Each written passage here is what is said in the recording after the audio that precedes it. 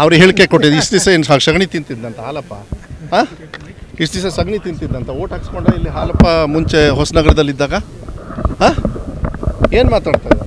ಅದೇ ನಾನು ಹೇಳಿದ್ನಲ್ಲ, ಪುಕ್ಷಡೆ ಭಾಷಣ ಮಾಡೋದಕ್ಕೆ ಬೇಕಾದಷ್ಟು ಜನರಿದ್ದಾರೆ, ಇವೆಲ್ಲ ನಡೆಯೋದಿಲ್ಲ. ಜನರಿಗೆ ಗೊತ್ತಿದೆ ಇವಾಗ ಯಾರು ಮಾಡ್ತಾ ಇದ್ದಾರೆ, ಏನು ಮಾಡ್ತಾ ಇದ್ದಾರೆ ಅಂತೇಳಿ. ಯಾವಾಗಿಂದ ರೀ ಕಾಗೋಡು ತಿಮ್ಮಪ್ಪಾಜಿಯವ್ರಿಗೆ ಡಬಲ್ ಡಾಕ್ಟ್ರೇಟ್ ಕೊಡ್ತಕ್ಕಂಥ ಸಂದರ್ಭ ಅಂತಂದ್ರಲ್ಲಿ ಇನ್ನೂ ಕೂಡ ಸಮಸ್ಯೆ ಹಿಡ್ಕೊಂಡು ಕೂತ್ಕೊಳ್ಳೋದಕ್ಕೆ ಹೊಟ್ಟೆಗಳು ಉರಿ ಆಗ್ತಾ ಇದೆ. ಇದನ್ನು ಸರಿ ಮಾಡಬೇಕು.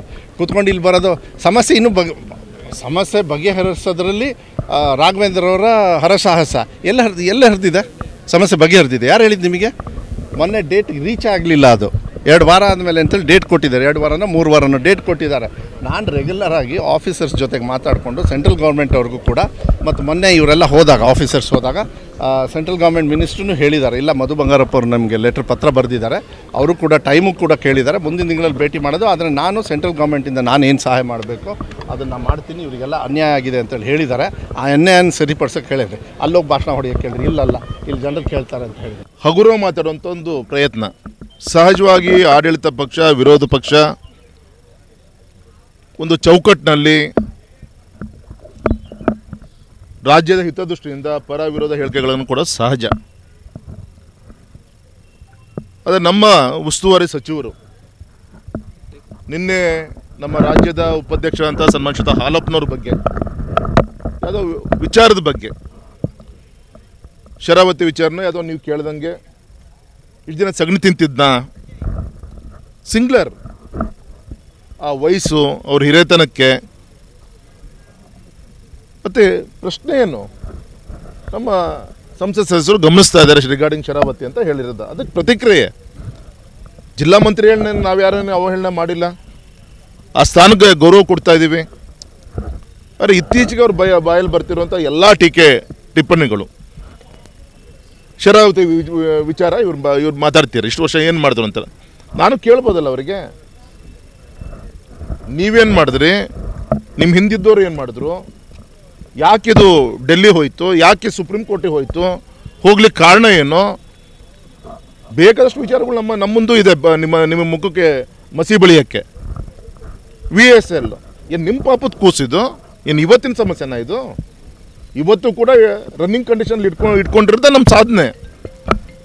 ವಿಶ್ವಾಸ ಇದೆ. ನಿನ್ನೆ ಆಂಧ್ರದ ಬಗ್ಗೆ ಅಲ್ಲಿಯ ಒಂದು VSL ಅಲ್ಲಿಯ ಐರನ್ ಸ್ಟೀಲ್ ಇಂಡಸ್ಟ್ರಿ ಬಗ್ಗೆ ತೀರ್ಮಾನ ಆಗಿದೆ. ಹಂತಂದ್ರೆ ಒಂದೊಂದು ತೀರ್ಮಾನ ಆಗುತ್ತೆ ಅಂತ ನಂಗೆ ವಿಶ್ವಾಸ ಇದೆ. ಭದ್ರಾವತಿ ಬಗ್ಗೆ ನಂಗೆ ವಿಶ್ವಾಸ ಇದೆ. ಅರೆ ಇವ್ರಿಗೆ ಯಾವ ವಿಚಾರದಲ್ಲಿ ಮಾತಾಡೋಂಥ ನೈತಿಕತೆ ಇದೆ? ಹಿಂದೆ ನೀವೇ ತಾನೇ ಈ ರಾಜ್ಯವನ್ನು ಆಡಳಿತ ಮಾಡಿದಂಥವ್ರು, 60-70 ವರ್ಷ ಆಡಳಿತ ನಡೆಸಿದಂಥವ್ರು. ನೀವು ಮಾಡಿದಂಥ ಪಾಪದ ಕೂಸು ಯಾರು ಕೂಡ ತೊಳಿಲಿಕ್ಕೆ ಬರೋದಂಥ ತಪ್ಪುಗಳನ್ನು ಮಾಡಿ ಶರಾವತಿಲ ಬಡವರು ಕಣ್ಣೀರು ಹಾಕ್ತಿದ್ದಾರೆ. ಅದು ನಿಮ್ಮ ಶಾಪ. ಅದು VSL ಫ್ಯಾಕ್ಟ್ರಿ ಡಿಸ್ಇನ್ವೆಸ್ಟ್ಮೆಂಟ್ ಆಗಿರೋದು ಇವತ್ತಲ್ಲ ಆಗಿರೋದು.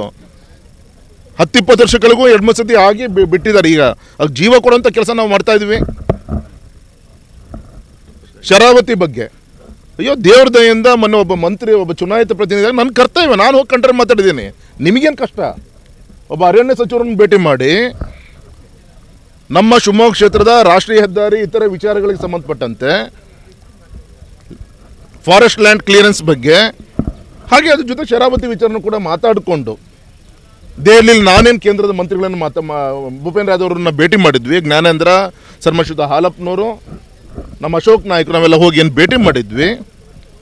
ಆ ವಿಚಾರವನ್ನು ಗೌರವಂತ ಖಂಡ್ರೇವರಿ ಸಾಹೇಬರಿಗೆ ತಿಳಿಸಿ ಜನವರಿ 20ಕ್ಕೆ ಸುಪ್ರೀಂ ಕೋರ್ಟ್ ಟೈಮ್ ಕೊಟ್ಟಿತ್ತು, ಮತ್ತು ಇನ್ನೊಂದು ಡೇಟ್ ಕೊಟ್ಟಿದೆ. ಈಗ ಕೇಂದ್ರ ಮತ್ತು ರಾಜ್ಯ ಸರ್ಕಾರದ ಇಬ್ಬರೂ ಅಧಿಕಾರಿಗಳು ಒಳ್ಳೆ ರೀತಿಯಂಥ ಚರ್ಚೆಗಳಾಗಿದೆ, ಒಂದು ಪೂರಕವಾದಂಥ ಒಂದು ಒಳ್ಳೆ ಡಿಸ್ಕಷನ್ ಆಗಿದೆ ಅಂತ ಹೇಳಿ ಮೊನ್ನೆ ಅಡಿಕೆ ಬೆಳೆಗಾರ ಸಮಸ್ಯೆಯಲ್ಲಿ ಹೇಳಿದ್ರೆ ಅದಕ್ಕೂ ಕೂಡ ಪ್ರತಿಕ್ರಿಯೆ ಕೊಡೋದು ನನ್ನ ಕೆಲಸ. ಒಬ್ಬ ಚುನಾಯಿತ ಪ್ರತಿನಿಧಿಯಾಗಿ ನನ್ನ ಕರ್ತವ್ಯ ನಾನು ಮಾಡ್ತಾ ಇದ್ದೀನಿ. ಈ ಸಮಸ್ಯೆಗಳೇನೋ ಉಲ್ಬಣ ಆಗಿದೆ, ಉಳಿದಿದೆ ಅಂದ್ರೆ ನಿಮ್ಮ ಪಾಪದ ಕೂಸುಗಳು ಇವೆಲ್ಲದೂ ಕೂಡ ನಾವು ಸರಿ ಮಾಡೋಂಥ ಪ್ರಯತ್ನವನ್ನು ಮಾಡ್ತಾ ಇದ್ದೀವಿ. ನಿಮ್ಮ ಗ್ಯಾರಂಟಿ ಏನಿದೆ ಇಡೀ ರಾಜ್ಯಕ್ಕೆ ಗೌರವಂತ ಮುಖ್ಯಮಂತ್ರಿಗಳು ಕೊಟ್ಟಂಥ ಯೋಜನೆ ತುಂಬ ಸಂತೋಷ. ಅದು ಬಿಟ್ಟು ಇನ್ನೂ ಏನಂತ ತರಲಿಕ್ಕಾಗತ್ತೆ, ನಿಮಗೆ ದೇವ್ರ ಶಕ್ತಿ ಕೊಟ್ಟಿದ್ದೇನೆ ತೊಗೊಂಬನ್ರಿ. ಅದು ಬಿಟ್ಟು ನಾವು ತಂದಿದ್ದ ಬಗ್ಗೆ, ನಿಮ್ಮ ಹುಳುಕಿನ ಬಗ್ಗೆ ನಮಗೆ ಯಾಕೆ ಬೆರಳು ತೋರಿಸೋಂಥ ಪ್ರಯತ್ನ ಮಾಡ್ತೀರಿ?